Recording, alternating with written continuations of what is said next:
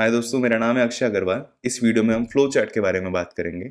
जिस तरह हमने सूडो कोड यूज़ किया था लास्ट वीडियो में और अपने प्रोग्राम को एक स्ट्रक्चर एक्सप्लेन किया था, उसी तरह एक फ्लो चार्ट होता है। फ्लो चार्ट में भी हम अपने प्रोग्राम का स्ट्रक्चर डिफाइन करेंगे या एक्सप्लेन करेंगे, but in a picture format, और उसमें अलग अलग सिंबल्स होंगे, एरोज होंगे, जिसको कनेक्ट करके हम समझेंगे कि हमारा प्रोग्राम एक्चुअल में फ्लो कैसे करेगा। तो एक इंपॉर्टेंट कॉन्सेप्ट है, इसको शुरू करते हैं और चलते हैं अपने नोटपैड पे। तो फ्लो चार्ट में कुछ बेसिक सिंबल्स है जिसका यूज करके हम अपना फ्लो चार्ट बनाएंगे। तो सिंबल्स पहले मैं बता देता हूँ। ये है पहला सिंबल, इसका मतलब है स्टार्ट, या फिर हम इसका स्टॉप के लिए भी यूज कर लेते हैं। तो इसका मतलब जब भी हमारा कोई प्रोग्राम बनेगा तो यहाँ से स्टार्ट होगा और कनेक्ट करके जो भी प्रोग्राम करेगा करेगा, और एंड में आके यहाँ पे स्टॉप हो जाएगा। इसके अंदर हम लोग स्टार्ट और स्टॉप लिखेंगे जिससे क्लियरली डिनोट हो जाए कि ये किस लिए काम में आ रहा है। तो ये हो गया हमारा पहला डायग्राम। दूसरा जो हमारा डायग्राम है वो है ये टिल्टेड रेक्टेंगल। तो इसका जो मतलब है, ये हम यूज करेंगे हमारे इनपुट्स के लिए प्लस आउटपुट्स के लिए। तो जैसे सबसे पहले हमारा प्रोग्राम स्टार्ट हुआ, फिर हमने इनपुट लिया किसी चीज़ का, तो मान लेते हैं हमने रीड की वैल्यू एज की, और ये हो गया हमारा इनपुट। फिर मान लेते हैं अभी हम कोई प्रोग्राम खास बना नहीं रहे, तो हम राइट कर देते हैं एज को।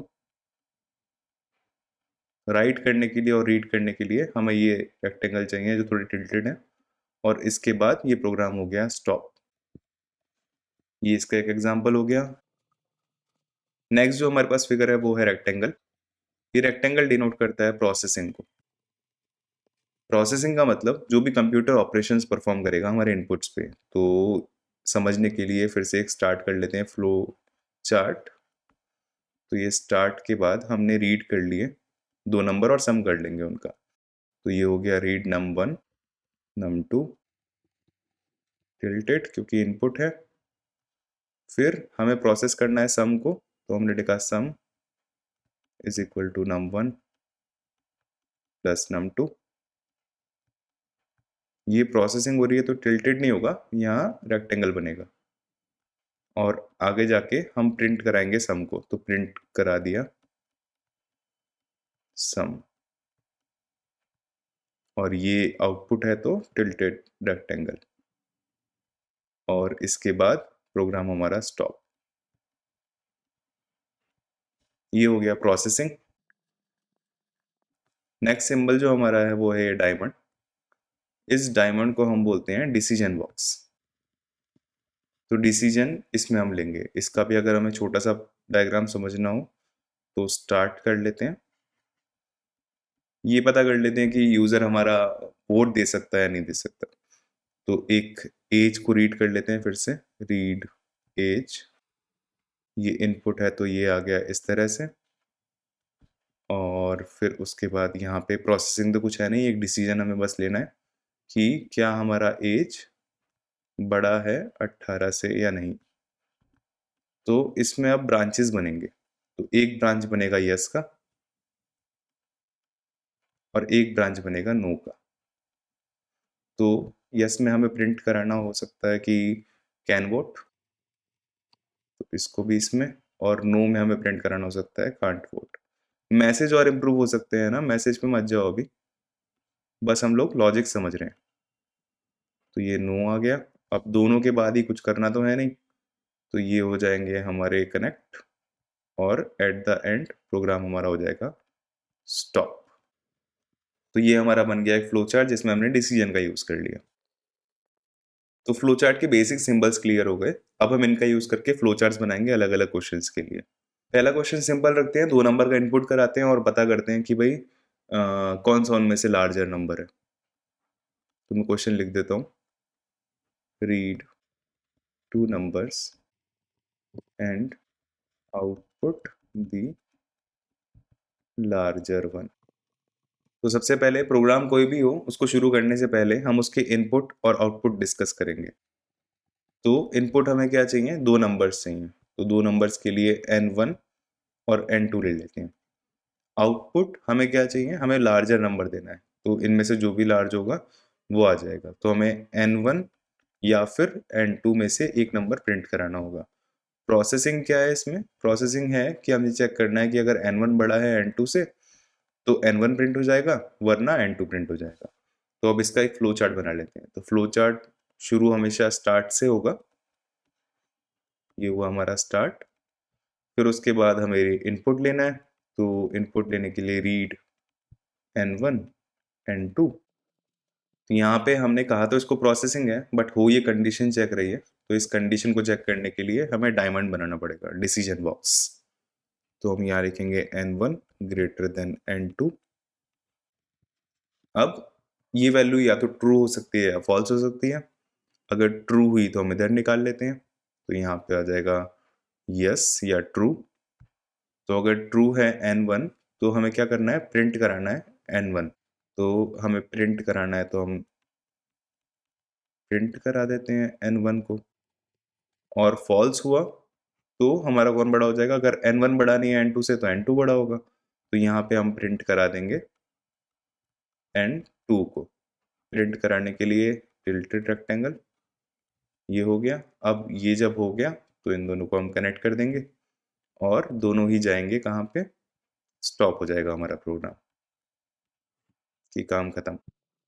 बस ये हमारा छोटा सा प्रोग्राम हो गया इसको चेक करने के लिए।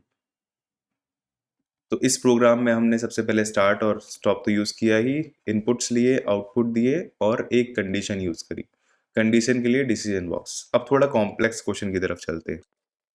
मान लो इसी क्वेश्चन में 3 नंबर होते, तो 3 नंबर में हमें बताना होता। तो ये वाला क्वेश्चन कर लेते हैं।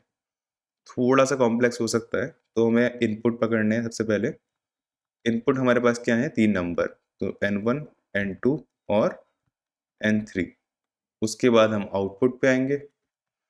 आउटपुट क्या है हमारा? इन तीनों में से एक नंबर। अब इसके प्रोसेसिंग वाले पार्ट में हम चेक कर लेते हैं हमें करना क्या है। हमें चेक करना है कि n1 n2 से बड़ा है या नहीं। तो अगर ये बड़ा है तो इसका मतलब, अगर ये बड़ा है तो ये क्या हुआ? ट्रू केस हुआ। ट्रू केस में हम चेक करेंगे कि हमारा n3 बड़ा है क्या n1 से। अगर n3 भी बड़ा हुआ, ये ट्रू हुआ, तो इसका मतलब हमारा लार्जेस्ट नंबर कौन सा है इनमें? n3। अगर ये फॉल्स हुआ तो इसके बाद क्या आ जाएगा कि हमारा लार्जर नंबर है n1, क्योंकि वो n2 से भी बड़ा है और n3 से भी बड़ा है।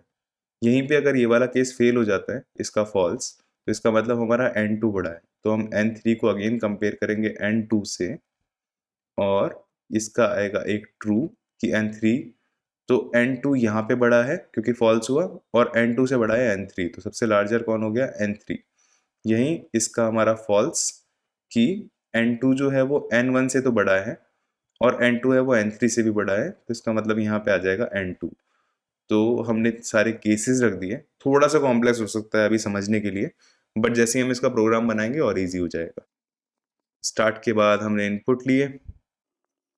अब हम मेन काम करते हैं। तो सबसे पहले एक डिसीजन बॉक्स बनेगा कि हमारा n1 बड़ा है क्या n2 से। अब इसका एक ट्रू साइड होगा और एक फॉल्स साइड होगा। अब ट्रू साइड में हम चेक कर रहे थे कि हमारा n3 बड़ा है क्या। तो अगेन एक कंडीशन है जिसमें हम चेक कर रहे हैं कि हमारा n3 बड़ा है क्या n1 से। तो अगर इसका भी अब सेम एक ट्रू साइड होगा एक फॉल्स साइड होगा, तो ये हो गया इसका, मान लेते हैं ट्रू साइड, और यहाँ मान लेते हैं इसका फॉल्स साइड हो गया। तो ट्रू साइड में हमें क्या करना है? हमें प्रिंट कराना है कि n3 बड़ा है। तो हम यहाँ पे प्रिंट करा देंगे n3 को। अगेन प्रिंट कराने के लिए टिल्टेड रेक्टेंगल, और अगर ये फॉल्स हुआ तो n1 आ जाएगा। तो यहाँ पे हम प्रिंट करा देंगे कि n1 है सबसे बड़ा।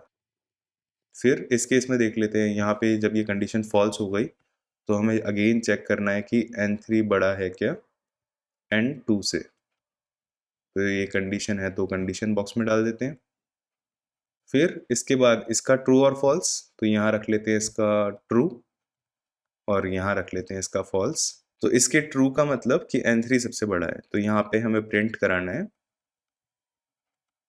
n3 को। प्रिंट कराने के लिए ऐसा साइन, और ये कनेक्ट किया, और फॉल्स में हमें प्रिंट कराना है n2 को। तो यहाँ पे प्रिंट n2। तो अब इन तीनों में सबसे जो बड़ा नंबर था वो हमें पता लग गया, तो हमारा प्रोग्राम का मेन जो काम है वो ख़त्म। अब हम इस प्रोग्राम को कर देंगे स्टॉप। तो यहाँ से एक लाइन ले आओ, ये हो जाएगा हमारा स्टॉप। तो अगर इस कंडीशन से हम आते हैं तो भी स्टॉप होगा, इसमें आते हैं तो इससे भी कनेक्ट कर सकते हैं, नहीं तो अलग से भी ला सकते हो। ये भी हो गया और ये भी हो गया। तो हमने बना लिया अपना 3 नंबर में सबसे बड़ा कौन-सा है उसका फ्लो चार्ट। इसमें हमने स्टार्ट और स्टॉप देखा, इनपुट्स देखे, मल्टीपल आउटपुट्स देखे अलग-अलग ब्रांच पे और मल्टीपल कंडीशंस भी टैकल कर ली। तो अब नेक्स्ट एग्ज़ाम्पल में थोड़ा-सा और कॉम्प्लेक्स करते हैं इसको। तो इस क्वेश्चन में हम यूज़र से उसका नाम ले लेते हैं और उसको 3 बार प्रिंट कराएँगे। तो इसका हो जाएगा read name and print 3 times.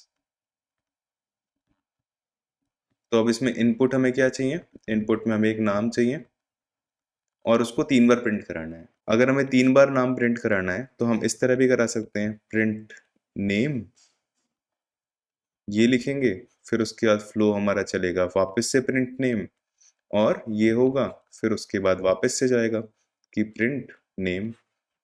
तो ये 3 बार अगर हम सेम स्टेटमेंट लिख रहे हैं तो इसकी जगह हम लूप्स का यूज़ कर सकते हैं। लूप बेसिकली एक कॉन्सेप्ट है जिसमें अगर हमारे स्टेटमेंट्स सेम हैं या फिर सिमिलर हैं तो हमें उसके लिए उन स्टेटमेंट्स को बार-बार लिखने की ज़रूरत नहीं है। हम एक वेरिएबल बनाएँगे और उसको इटरेट करेंगे या उसका लूप करेंगे और उससे हम मल्टीपल टाइम प्रिंट कराएँगे। अभी अगर समझ नहीं आ रहा कोई बात नहीं, अभी मैं समझाऊँगा। मैं यहाँ पे क्वेश्चन में ही लूप लिख देता हूँ ताकि ईज़ी हो जाए समझना। अब देखो, हमें लूप करना है, इसका मतलब एक वेरिएबल अगर हम ले लें जिसकी वैल्यू 0 कर दें, ठीक है? उसके बाद हम यहाँ पे चेक करें कि क्या उसकी वैल्यू कम है 3 से और यहाँ पे हम कर दें प्रिंट, जो भी प्रिंट कराना है। इस केस में नेम प्रिंट कराना है तो हम नेम प्रिंट करा देते हैं और नेम प्रिंट कराने के बाद हम यहाँ पे इसकी वैल्यू बढ़ा दें 1 से। अब हुआ क्या? हुआ ये कि i की वैल्यू इनिशियली थी 0, 0 के बाद हमने चेक किया कि क्या 0 3 से कम है, 3 से कम है तो एक बार नाम प्रिंट हो गया। फिर हमारा इसकी वैल्यू जो 0 थी, 0 प्लस 1 होके i की वैल्यू i में ही हमने स्टोर करा दी। तो इसका मतलब i की वैल्यू अब क्या हो गई? 1 हो गई। जैसे ही वैल्यू 1 हुई, हमने वापस से चेक किया कि क्या i की वैल्यू 3 से कम है। तो अब 1 3 से वापस से कम है, तो हमने प्रिंट करा दिया नाम एक बार और। फिर उसके बाद अब हमारे i की जो वैल्यू है, वो 0 नहीं है, 1 है। तो 1 प्लस 1 2 हो गया और 2 i में वापस से स्टोर हो गया। हमने वापस चेक किया कि क्या 2 3 से कम है, तो हमने वापस से नाम प्रिंट करा दिया और फिर नीचे आए तो अब हमारे i में 2 है, तो 2 प्लस 1 हुआ 3, तो हमारे i की वैल्यू चेंज होके हो गई 3। क्या हमारा 3 3 से कम है? नहीं है, तो हम इस कंडीशन से बाहर आ गए और आगे जो भी काम हमें करना है वो करा। तो हमारा नाम कितनी बार प्रिंट हुआ? 3 बार। यही हमारा मोटिव था, हमने कितनी बार प्रिंट कराया? 1 बार, है ना? हमने कंडीशन से उसको मैनेज कर लिया। तो ये लूपिंग कंडीशंस होती हैं जिसका मतलब कि हमने एक स्टेटमेंट को वापस से इटरेट किया या फिर वापस से हम पहली वाली कंडीशन पे गए या फिर हमने एक कंडीशन मल्टीपल टाइम्स चेक करी उसकी एक वैल्यू चेंज करके। अब देखो, अगर आप पहली बार लूप सुन रहे हो तो थोड़ा टाइम लो, रिवाइंड करो, वापस से देखो, समझ में आ जाएगा। इसके बाद हम और भी एग्जांपल्स करेंगे जिससे थोड़ा और क्लियर हो जाएगा। फिलहाल इसका हम लोग बना लेते हैं फ्लो चार्ट। तो फ्लो चार्ट के लिए सबसे पहले हम करेंगे स्टार्ट, फिर उसके बाद हमें करना है एक नाम यूजर से पता, तो रीड नेम, फिर उसके बाद हम आगे आए। अब यहाँ पे हमारा जो असाइनमेंट वाला काम था या हमने जैसे आई बनाया था, ये है प्रोसेसिंग, तो इसलिए रेक्टेंगल। फिर आगे गए तो हमने चेक किया कि क्या हमारा आई छोटा है 3 से। ये चेक करने के बाद अगर ये छोटा है मतलब ट्रू, अगर ये छोटा है तो हमने कराया प्रिंट। किसको? नाम को। नाम प्रिंट कराने के बाद हमने फिर से प्रोसेसिंग करी और हमने आई की वैल्यू 1 से बढ़ा दी। प्रोसेसिंग है तो इसलिए रेक्टेंगल। 1 से बढ़ने के बाद ये कंडीशन लूप है तो वापस गई हमारे इस कंडीशन को चेक करने। तो ये लूप बन गया हमारा। ये जो कंडीशन बनी ये हमारा लूप हो गया जिसमें ये मल्टीपल टाइम घूमेगा, यही कंडीशन। और अभी इसको हटा देता हूं मैं। तो ये लूप बना हमारा। फिर क्या होगा, जब ये कंडीशन फॉल्स हो जाएगी तो इसका जब फॉल्स हो जाएगी तो उस पॉइंट पे हमें कुछ करना नहीं है, हमें सिर्फ अपना प्रोग्राम का फ्लो स्टॉप करना है। तो अब होगा क्या, सबसे पहले आई की वैल्यू होगी हमारे 0। 0 को हम चेक करेंगे 3 से कि क्या 0 3 से छोटा है, तो एक बार नाम प्रिंट हो जाएगा। फिर उसके बाद आई की वैल्यू बढ़ जाएगी तो 0 आई 0 प्लस 1 हो गया 1। तो अब आई की वैल्यू 1 हो गई, यहाँ गया। क्या 1 3 से छोटा है, तो वापस यहाँ आया, एक बार और नाम प्रिंट किया। फिर 1 प्लस 1 हो गया 2, तो आई में आ गया 2। 2 आया, फिर क्या 2 3 से छोटा है तो वापस से नाम प्रिंट हुआ।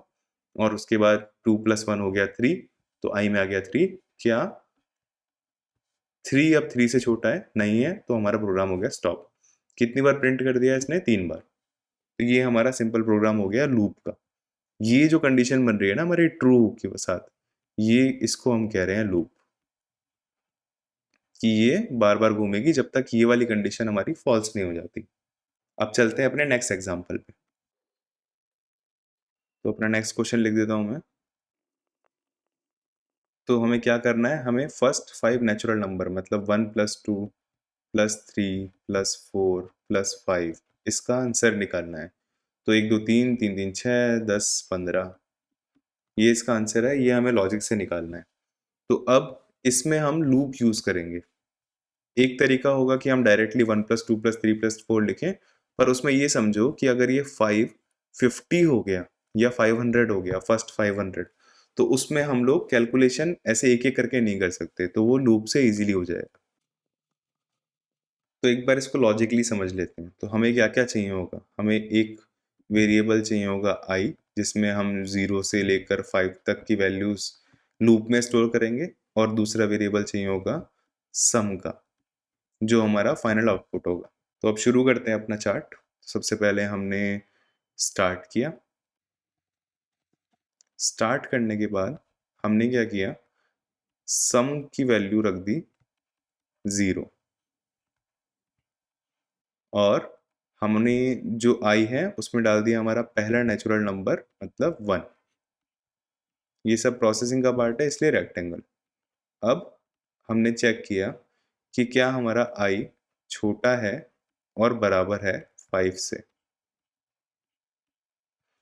जब ये वैल्यू ट्रू है तो हमें क्या करना है, हमें अपना सम की वैल्यू अपडेट करनी है। तो सम की वैल्यू अपडेट करनी है किससे, जो पहले सम आया था प्लस जो आई है। ये भी प्रोसेसिंग ही है तो रेक्टेंगल में। इसके बाद हमें चेंज कर देनी है आई की वैल्यू। आई हो जाएगा हमारा 1 से इंक्रीमेंट।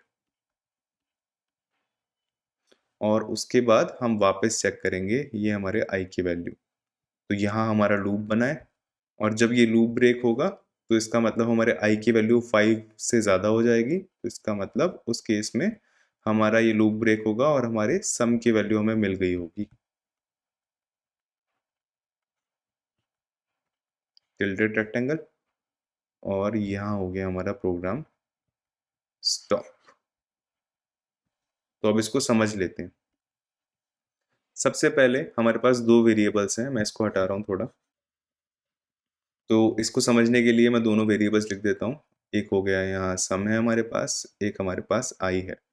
सम की जो इनिशियल वैल्यू है वो है 0, और आई की जो इनिशियल वैल्यू है वो है 1।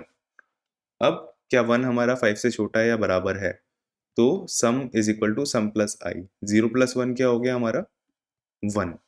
सम की वैल्यू यहाँ पे अपडेट हो गई। फिर यहाँ पे हमने आई की वैल्यू अपडेट कर दी +1 करके। तो 1 + 1 2। फिर यहाँ पे आए, क्या हमारा 2 5 से छोटा है या बराबर है? ट्रू। तो सम हमारा हो जाएगा सम प्लस आई। अब सम में क्या वैल्यू है? 1 और आई की वैल्यू 2, तो 1 + 2 हो गई 3। फिर यहाँ पे आए, आई की वैल्यू बढ़ गई 1 से, तो 2 + 1 3। फिर से आए, क्या 3 हमारा छोटा है? आई की वैल्यू 3 है, तो क्या 3 हमारा छोटा है या बराबर है 5 के? तो sum is equal to sum plus i, तो सम प्लस आई, 3 + 3 6। फिर उसके बाद यहाँ पे आए, आई की वैल्यू आई + 1, तो आई की वैल्यू 3 से हट के 4। फिर यहाँ पे गए, क्या हमारा 4 छोटा है या बराबर है 5 से? True. Sum is equal to वापस सम प्लस आई, 6 + 4 हो गया 10, और यहाँ पे आई की वैल्यू 1 से बढ़ गई, तो हो गया 5।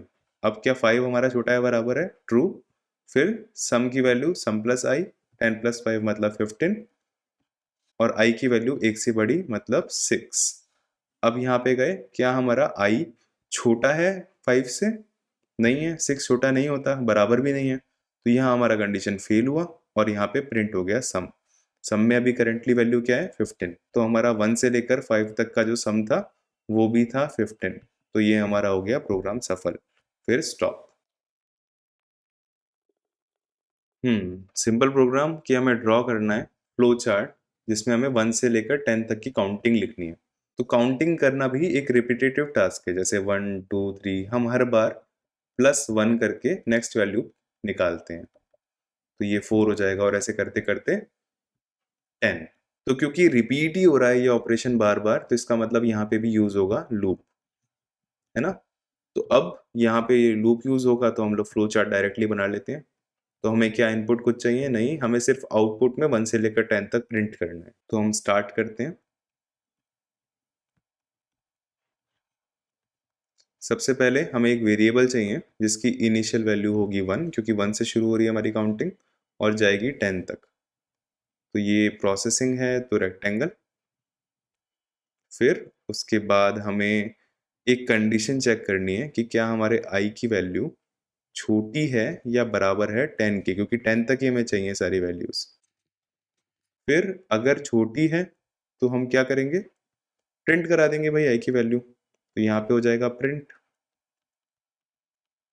आई, जो भी आई की वैल्यू है वो प्रिंट कराओ, और उसके बाद क्या करो? उसके बाद आई की वैल्यू 1 से बढ़ा दो, रेक्टेंगल, और यहाँ पे आ गया ये वापस।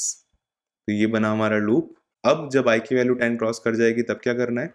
तब इसके फॉल्स स्टेटमेंट में आ जाएगा, और यहाँ से हो जाएगा हमारा प्रिंट ओवर, प्रोग्राम खत्म। तो इसको समझ लेते हैं एक बार। तो यहाँ पे मैं आई की वैल्यू लिख देता हूँ। शुरुआत में क्या है? 1।